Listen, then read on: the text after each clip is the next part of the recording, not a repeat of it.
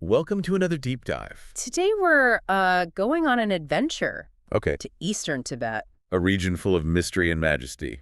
We'll be exploring this travel guide Okay. from someone who is prepping for a trip to the Kham region. Imagine rugged landscapes Ancient monasteries. and a culture that's both captivating and a world away from the typical Tibetan experience. It's interesting, most people, when they think of Tibet, they picture Lhasa, Right.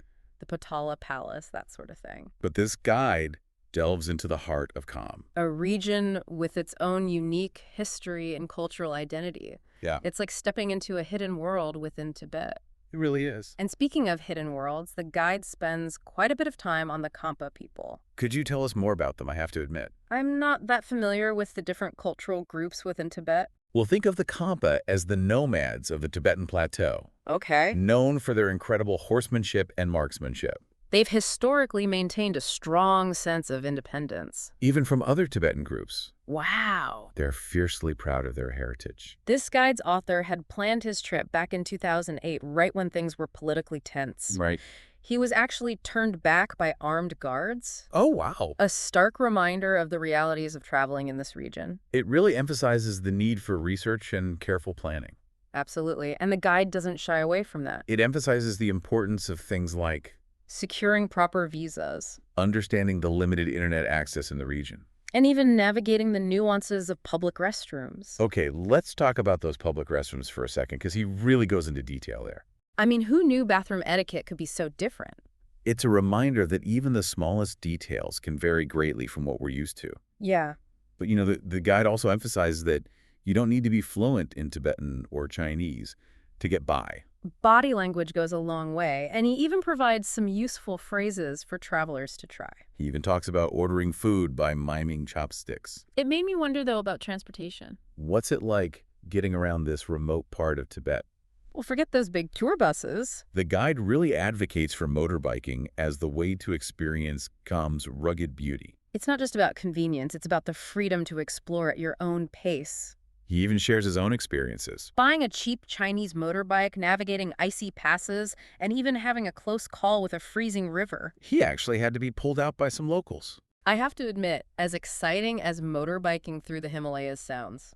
The guide doesn't sugarcoat the challenges. Not at all. He talks about encountering everything from pothole-ridden roads to narrow mountain passes, Oh, geez. and even the occasional unmanned checkpoint, which he perhaps bravely. Admits to just driving past. He took a calculated risk. But it sounds like even with meticulous planning, things can go wrong. Speaking of which, he has some interesting advice on what to pack for a trip like this, right? Yo, absolutely. And it's not your typical packing list. We're talking about essentials like a good quality sleeping bag for those chilly nights. Waterproof gear for unexpected downpours, Right. and even a headlamp for navigating dimly lit monasteries. And for those frigid temperatures, he highly recommends a traditional Russian ushanka hat.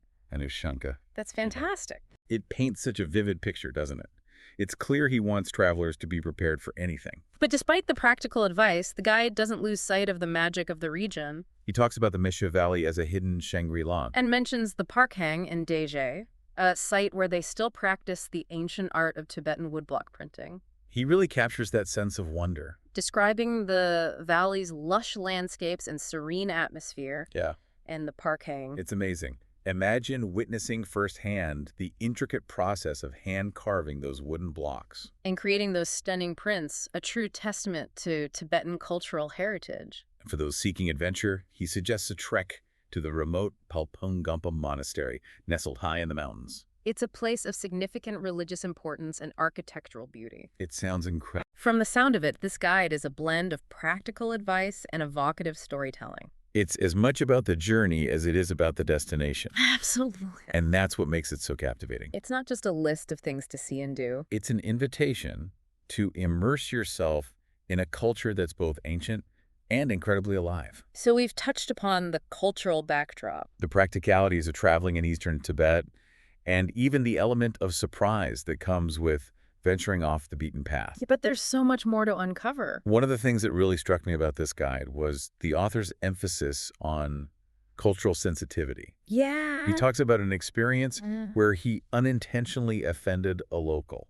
Just by using chopsticks incorrectly. Oh, no. It's a good reminder that even with the best intentions, we can still make cultural missteps. It really is. Yeah, you just never know. Right. And he talks about how learning even a few basic Tibetan phrases Like Tashi Delik, which means hello and thank you. can go a long way in showing respect. Right. Showing that you care enough to learn even a little bit Yeah. goes a really long way. It's about building those bridges, right? Absolutely. Showing that you're making that effort. I think so, for sure. Now, speaking of connecting, The guide talks about how even in remote Kham, you're likely to encounter other travelers. especially along the popular motorbike routes, It's true, yeah. it's much less solitary than you might think. Right. Unless you really go out of your way to make it solitary. And he seems to encourage connecting with those fellow adventurers, Sharing stories. exchanging tips on the road, Totally. There's a real sense of camaraderie there. almost like a hidden community. United by this shared thirst for adventure. For sure. And speaking of adventure, let's talk about those motorbikes. He really gets into the nitty-gritty, He does. choosing the right bike, Preparing for different road conditions. even basic maintenance. Yeah. Like he's not afraid to get his hands dirty, He talks about checking tire pressure tightening loose bolts. and even knowing how to change the oil. Smart. You know, right. he's a big believer in being self-sufficient. Yeah, especially in that kind of environment, you have to be. You can't just call up AAA Right. when you're in the middle of nowhere. And he even shares a story. About dropping his bike on an icy pass. Oh, jeez. Having to rely on his own ingenuity to get it back upright. That happened to me once. Oh, really? Well, I wasn't on a motorbike. I was on a bicycle. Yeah. And it Was just on a regular road, but Don't you know what I worry, mean? You got to do what you got to do. Exactly. But it's not just about the physical challenge, is it? Right. He also talks about encountering those checkpoints, Yeah, both manned and unmanned. definitely. And he has a very interesting perspective, I think, on those manned versus unmanned checkpoints. Yeah. You know, he kind of advocates for this, like, almost like a calculated risk-taking for those unmanned checkpoints. But for the manned ones, it's all about following the proper procedures, Right. not drawing unnecessary attention to yourself. I don't want to do that. You don't want to stick out. Yep. But you also have to think about, like, He recommends carrying emergency food and water, always a good idea. just in case you find yourself delayed or stranded. It really is, you know, kind of a delicate dance there. Between assertiveness and respect. Right. But it sounds like despite these challenges, He found a very deep connection with the people of Kham you did. that really comes He across. talks about their warmth, Their hospitality. their deep connection to their land. Mm-hmm. He even mentions being invited into a local home. For a traditional meal, That's amazing. which is just such a, I think, like a universal sign of generosity. Yeah, I agree.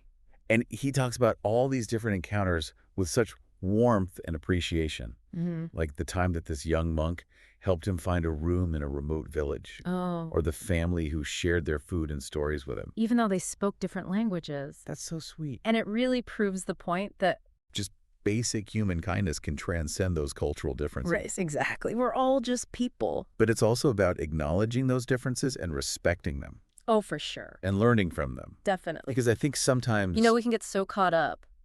in trying to find the similarities Yeah. that we forget to appreciate. The beauty of those differences. Absolutely. And that's, I think, really where the true value of travel lies. It is. For sure. Expanding our understanding of the world, challenging our preconceived notions. Absolutely. And this guide, with this blend of practical advice, Evocative storytelling thought-provoking insights. has certainly given us a lot to think about. It has. It makes you think about your own potential impact, right? It does. As we delve deeper into these fascinating cultures, And this guide really challenges us to go beyond the superficial to look beyond that tourist facade, and really engage with the heart of Eastern Tibet to be present, Yeah, to yeah. be open to those new experiences. and allow yourself to be transformed by the journey. Remember that anecdote where he talks about, like, Sharing a pot of yak butter tea with a nomadic family.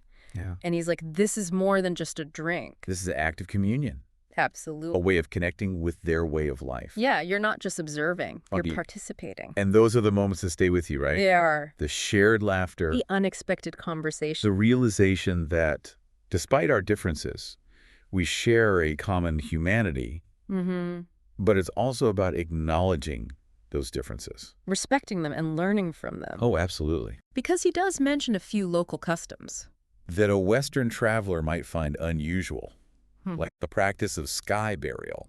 Right. It's a good reminder that we're stepping into a world. With its own unique beliefs and traditions. I think that's where the true value of travel lies, Yeah. in expanding our understanding of the world and challenging those preconceived notions. It's about embracing the unknown, It is. both within ourselves and in the world around us. Totally. And this guide, with its blend of practical advice, Evocative storytelling thought-provoking insights. has really, I think, given us a lot to think about. And has. And, as we kind of bring this deep dive to a close, It's really, I think, ignited a sense of curiosity. it has for me, for sure. Right. A desire to experience this. To wander through those ancient monasteries. To share a meal with a nomadic family. To, feel the wind in our hair as we navigate those breathtaking mountain passes. But also to remember, as the author emphasizes, That travel is not just about the destination. it's about the journey itself. It is. The challenges we overcome. The connections we forge. The lessons we learn along the way. Those are the true treasures of any adventure. So well said.